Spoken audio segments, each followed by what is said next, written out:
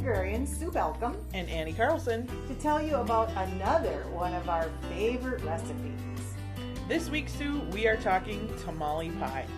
Okay, so I don't even really know what a tamale is, but what's the big deal about a tamale pie? That doesn't make sense in my head. So a little bit of family history. Both my grandparents lived in California when they met. My grandpa was from Idaho and my grandma was from Mercer, North Dakota.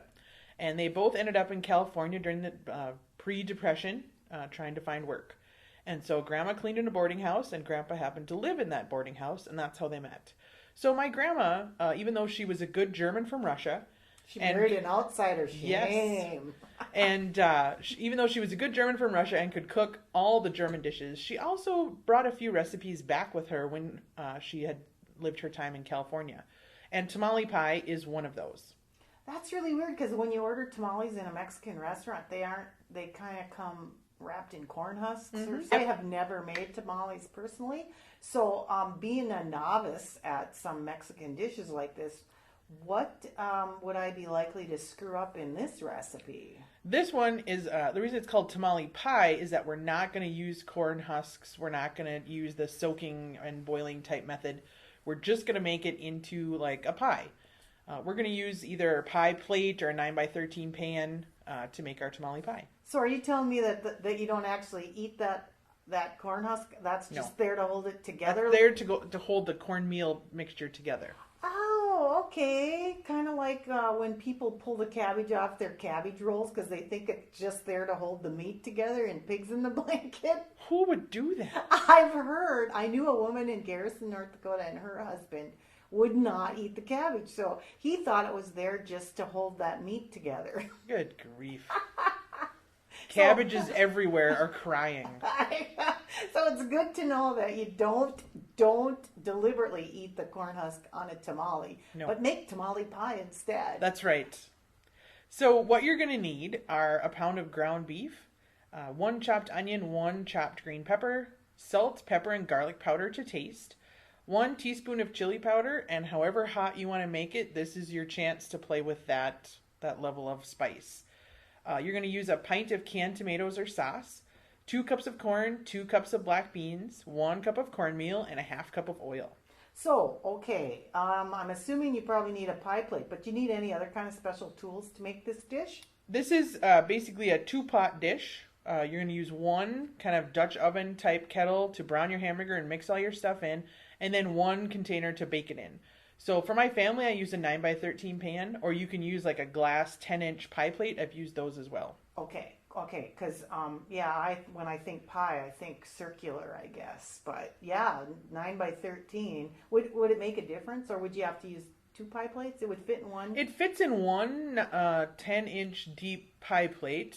That's the one I use for it. The 9x13 is fairly thin. Okay, so tell me then, once you have your pans and your cooking utensils arranged with your ingredients, how do you make them into this wonderful casserole? First, you're going to get out kind of a Dutch oven type container or pot to cook in. You're going to brown the hamburger. You're going to brown it with the onions, peppers, and your seasonings, and add as much spice as you want to this recipe. I have small children, so we don't add a lot of spice at this point. But when we were first married and didn't have kids, my husband likes things spicy, so I would add extra spice. You're going to add the remaining ingredients once your hamburger is brown and your onions and peppers are soft. You're going to stir to combine all the other ingredients. It's pretty easy. You just dump them in. And then you're going to pour it into a greased 9x13 pan. You're going to bake it at 350 degrees for about 40 minutes.